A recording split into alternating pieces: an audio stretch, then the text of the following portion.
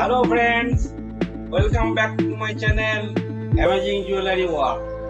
আজকে আমরা নিয়ে চলে এসেছি আর একটা নতুন ভিডিও, নতুন কাজের ভিডিও।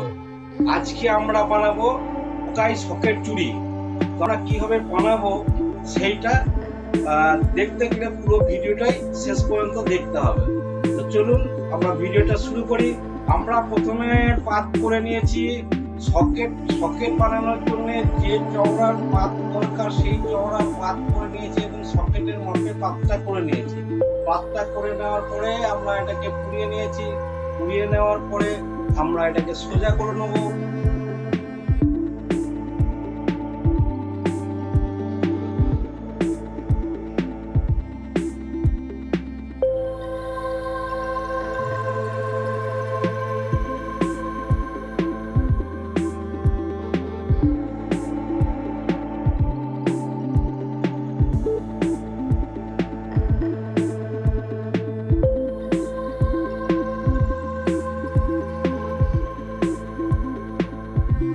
সোজা করে নেওয়ার পর আমি এতে চেটাবো স্যালোটেপটা এই কারণের জন্য চেটাই যাতে ডাইসের মধ্যে ওটা আটকে থেকে না যায় এবং ঠোকানোর সাথে সাথে যাতে সোনার ফয়েলটা যাতে কেটে না যায়। আমরা টেপটাকে চিটিয়ে নিচ্ছি, টেপটাকে চিটিয়ে নিয়ে কেটে নেবো। কেটে নেওয়ার পর আমি এটাকে হালকা কাট করে নিয়ে এই ডাইসের মধ্যে দেবো।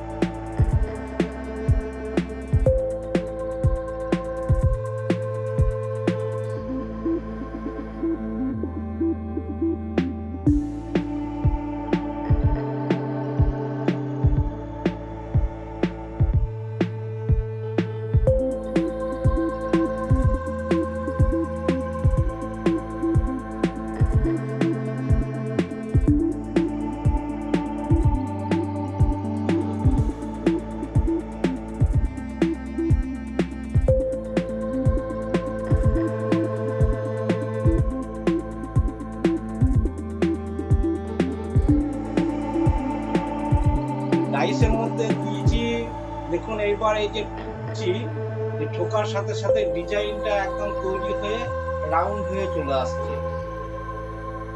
এইভাবে গোটাটাই আমরা টুকে নেবো। দুটো পার্টে ভাগ করে নিয়েছি, দুটো পার্টকে আমরা টুকে নেবো। টুকে নেওয়ার পরে এটাকে সকেটের মধ্যে দিয়ে রাউন্ড করে আমরা দেখে নেবো। এটাকে পুড়িয়ে নেবো।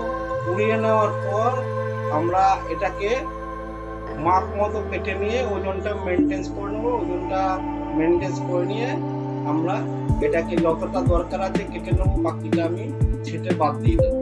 ছেটে বাদ দেওয়ার পরে এটাকে আমি রঙে দেবো, অর্থাৎ আমি এটাকে পরিষ্কার করব। পরিষ্কার করে আমি পালিশে দিয়ে পরিষ্কার করাবো, পালিশ করাবো এবং এর মধ্যে ডায়মন্ড কাটিং করাবো। সকেটটা দাঁড়াবে, সেই সকেটটা আমি আপনাদেরকে পুরোটাই দেখিয়ে দিলাম। এরপরে কাজ থাকছে আমার এটাকে পালিশে দেওয়া এবং পালিশের পরে এটাকে জাস্ট একটা পিন দিয়ে আটকে দেওয়া, তাহলে আমার সকেটটা কমপ্লিট হয়ে যাবে। বন্ধুরা, ভিডিওটা যদি ভালো লাগে তবে একটা লাইক করবেন, বন্ধুদের সাথে শেয়ার করবেন এবং আরো এরকম নতুন নতুন ভিডিও পেতে গেলে আমার চ্যানেলটাকে সাবস্ক্রাইব করে রাখবেন। Thank you.